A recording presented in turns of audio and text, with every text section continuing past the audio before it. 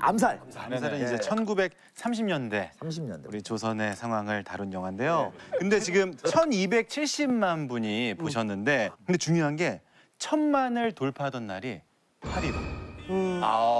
의미 있다. 진짜 의미 있다. 오늘 제대로 찾아오네. 맞습니다. 예명을 사용하는 매력적인 캐릭터들이 다수 등장해서 하와이 피스톨. 단장님 이제 속사포라고 불러주십시오. 여기 또 배우들이 많이 나오세요. 네. 하나의 작전을 세우고 이를 실행한다는 내용을 다루고 있으며 전지현 씨가 나옵니다.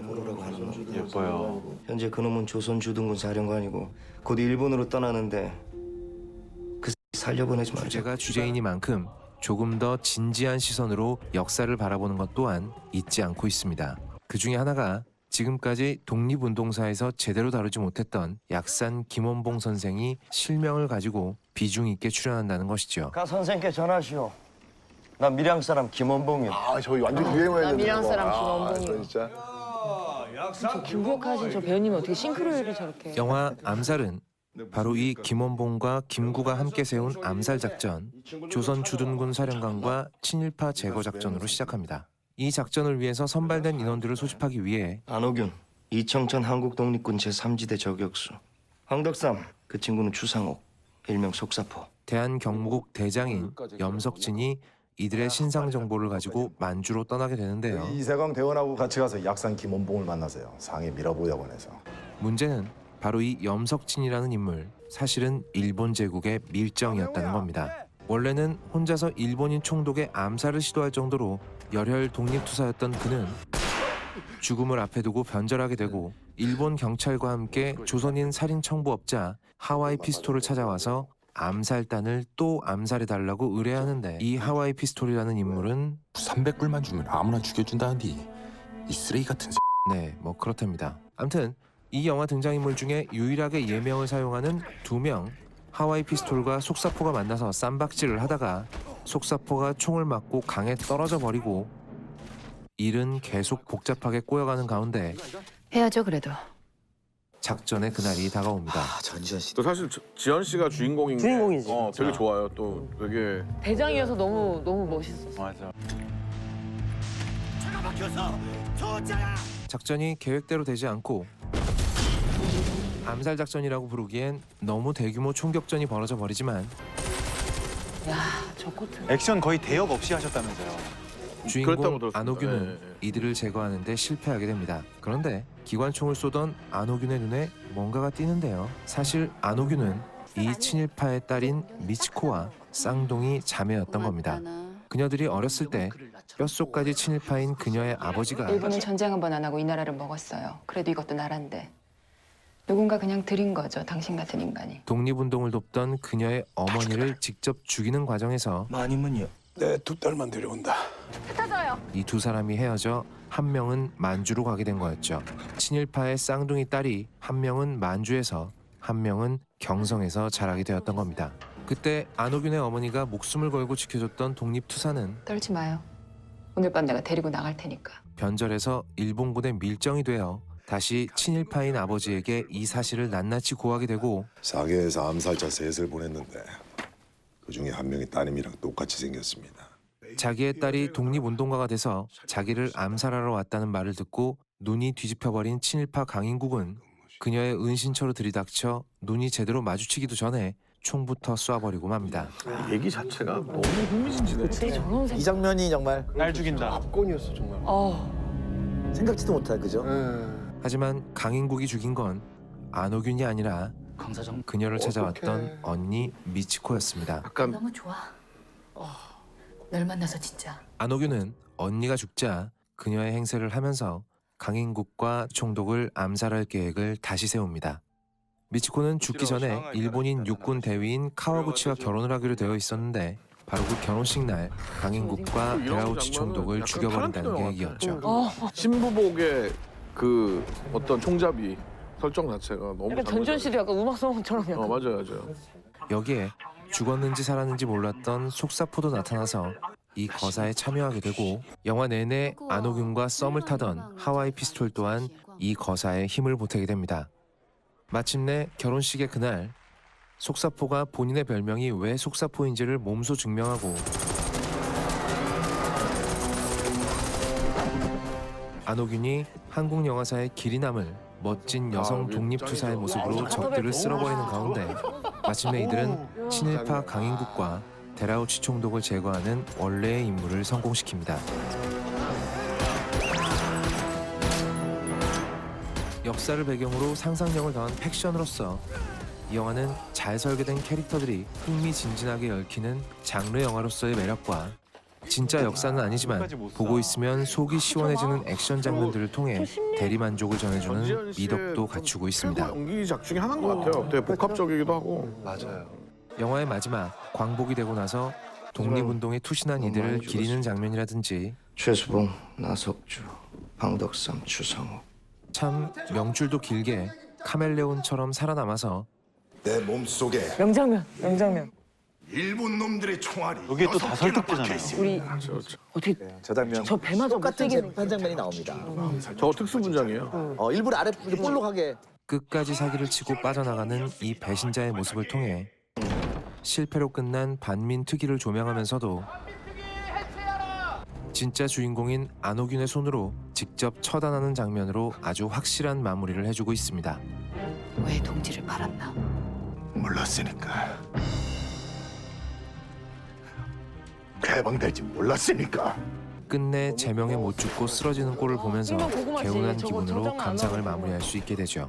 저런 면에서 제가 후련함을 좀 무거운 소재를 재미있게 풀면서도 진지한 시선을 놓치지 않는 흥행 영화의 정석 암살이었습니다. 너무 잘 쓰러지셨어요. 천만 괜히 천만이 아니네. 일제 강점기가 20년대보다 30년대에 더 암울했다. 식민을 당하는 입장에서 30년대 훨씬 더 치열했다고 하거든요. 제가 1910년대, 20년 말씀드렸잖아요. 이때가 어떤 때냐면 일본의 자본주의가 정말 너무 잘 나가던 시기예요. 너무 잘 나가서 30년대 딱 들어오면서 정말 전성기를 딱 찍었던 시기예요. 근데 전성기라고 하는 게 뭐죠? 내려오는 길의 출발점이잖아요. 아, 그렇죠. 이때부터 어떤 그 전성기와 그 쇠락의 모습들이 엉켜버리는 어떤 그런 1930년에 그 미쓰고시 백화점이라는 게 우리나라 최초의 근대 백화점이에요. 지금 왜 신세계 백화점 본점 그 건물이거든요. 정말 이 백화점이라고 하는 것은 자본주의를 가장 상징적으로 보여주고 있는 곳이에요. 특히 그 조명. 이 조명은 그 전에 살았던 사람들은 한 번도 경험해보지 못했던 많은 조선인들이 보고 우와 저기 뭐지? 이게 일본이야? 그냥 거기서 그냥 확확 가는 거예요. 너무 현혹되기 쉬운 상황. 그렇죠. 너무 일본이 잘 나가고 있으니까 일본은 망하지 않겠구나 라는 어떤 그런 변절자들이 정말 많아지는 시기. 그러니까 이정수 같은 인물들이 막 쏟아져 나오는 어떤 그런 시기. 탄압했던 세력들의 하나의 변명? 근데 그게 30년대 선생님 말씀 들어보니까 더 현혹돼서 뭔가 블랙홀 같은 느낌이 들었을 것 같아요, 한편으로는. 암살이란 영화에서 제가 제일 먼저 놀랬던 건 그 친일파의 부인, 그러니까 진경 씨, 진경 배우님이 진경 나오셨는데 저 어머니 죽을 때 진경 씨, 그때 울컥하더라고요. 죄송합니다, 마님. 눈을 좀 감아주십시오. 내가 왜 자네 앞에서 눈을 감나? 어머니로서가 아니라 올곧게 나라를 걱정하는 여성 그 독립운동가, 그 무의미하게 소모되게 되게 쉬운 캐릭터거든요. 근데 너무 멋있잖아요. 그러니까 사실은 당신들이 앞으로 볼 조선 최고의 여성 독립운동가의 프롤로그 한번 보여줄게. 그 느낌이 되게 좋아서. 기존의 이제 그 액션 히로인들이 체조 선수 같은 어떤 액션 안무 막 이렇게 막 떨어지면은 뭐 휙 하면 팍 착지한다든지. 근데 이 영화에서 보면은 2층에서 뛰어내릴 때 중간에 이렇게 막 팍 걸치고 넘어질 때도 막 진짜 약간 투박하게 떨어지거든요. 그리고 헛디디기도 해요. 아, 그러니까요. 맞아. 그런 게 되게 액션 설계라든지 캐릭터 설정이 잘 된 것 같아요. 양식화된 인물이 아니라 저런 여성의 예를 들면 체력적으로 남자보다 뭐 뭔가 아쉬운 점이 있다면 그럼에도 불구하고 그거를 지략과 어떤 정밀함으로 극복해내는 사격에 대한 정교함만 굉장히 엄청난 능력이 있고 그만큼 눈이 안 좋아서 안경을 꼭 끼셨어. 안경 항상 깨져 있고 한쪽. 그 액션을 잘하는 인물이 아니라 그렇죠. 잘 참는 인물. 잘 참는 아픈 거 잘 참는 인물. 맞아요. 근데 그게 보는 사람이 느껴지는. 다른 관점이죠. 그래서 그런 게 짠했던 것 같아요. 대한독립 만세 해봅시다. 대한독립 만세. 그 영화 속에 기념사진이 나오는데 그 사진이 그 윤봉길 의사가 거사를 앞두고 태극기 앞에서 찍은 사진과 굉장히 유사하다고 합니다. 그래요. 일제 강점기의 대표적인 의열투쟁의 두 조직이 있어요. 네. 김원봉의 의열단이 있고 네. 김구의 한인 애국단이 있어요. 근데 항상 의열투쟁을 나갈 때 사진 하나 찍어요. 태극기를 배경으로 하고 사진 하나, 마지막 사진이죠. 어찌 보면 그 사진은 어색하게 웃는 장면이지만 가슴이 너무 뭉클하게 만드는 그런 장면이 아니었는가라는 생각이 들더라고요. 전준 씨가 가운데 근데 여성분이 딱 가운데 있다라는 것 자체도 굉장히 상징적인 것 같고. 그리고 또 여성 캐릭터가 주인공인 영화를 또 많이 만들지 못하는 한국에서 아니 사실 이제 이 영화가 딱 나왔을 때 전쟁이 너무 멋있는 거예요. 그래서 이제 네티즌들이 이제 추격을 하는 거야. 도대체 이 사람 있냐 없냐. 과연. 주인공처럼 나온단 말이죠. 그 우리 세대는 유관순 그렇죠. 누나, 유관순 누나 정도 말고는 딱히 안 떠오르잖아요. 그 네티즌들의 그 추적 속에서 딱 등장한 인물이 있었어요. 남자현 여사라고 이제 계세요. 안동에서 효부로 상까지 받으신 분이에요. 아하. 근데 이분의 남편이 의병 활동하다 돌아가세요. 그래서 이때 이 부인 남자현이 내가 일제를 향해서 뭔가 복수를 하겠다. 남편을 위한 복수를 하겠다. 그 이후에 만주로 가서 독립군들을 돌보는 역할을 합니다. 이 남자현 여사가 바로 여자 안중근으로 불려진 인물이에요. 이분이 들리는 이야기하면 무려 손가락을 3개를 끊으세요. 웬일이야. 그러니까 우리가 지금 식민지가 됐다는 것을 잊지 맙시다. 그때 하나. 싸우면 안 됩니다. 우리끼리 싸우면 안 됩니다라고 호소할 때 하나. 웬일이야. 그리고 우리의 독립을 원합니다라고 세계에 알릴 때 또 하나. 정말 대단하신 분이세요. 이제 영화 총 들고 왔다 갔다 하잖아요. 실제로 남자현 여사가 합니다. 1926년 일제 총독이었던 사이토 마코토를 암살하기 위해서 잠입을 해 들어옵니다. 근데 그 당시에 사이토 마코토가 그 총독이 너무 인기가 많아요. 이미 죽이려는 사람이 너무 많은 거예요. 인기가 많다고 경쟁이 치열했던 거예요. 그래서 잠입을 했는데 이미 송학선 의사께서 이미 그 시도를 했던 거예요. 그때 이제 실패를 한 거예요. 그러다가 1933년 만주 괴뢰국의 그 고위 관료를 처단하기 위해서 또 잠입해 들어와요. 이때가 60대가 넘으셨어요. 아이고야. 할머니세요, 할머니. 거린 노파현 분장을 하고 오세요. 이미 1926년부터 이 일본이 눈독을 들이고 있었기 때문에 결국은 성공하지 못하고 그때 잡히세요. 그때 이 영화의 배경이 1933년이잖아요. 돌아가신 해가 그 해예요. 그때 아들한테 자기의 남은 모든 돈을 다 주면서 이 돈을 우리나라의 독립 축하금으로 좀 써달라. 축하금. 네. 너무 소름 돋는 게 뭐냐면 가장 암흑기로 들어가는 가장 변절자가 많은 절망의 이 시대에 독립이라는 것을 확신했다는 거예요, 이분은. 온다. 온다. 야. 정말 대단한 분이. 이런 분을 모르고. 그러니까요. 그래서 저는 이 영화가 그런 독립투사들을 알려주는데 정말 많은 역할을 했다.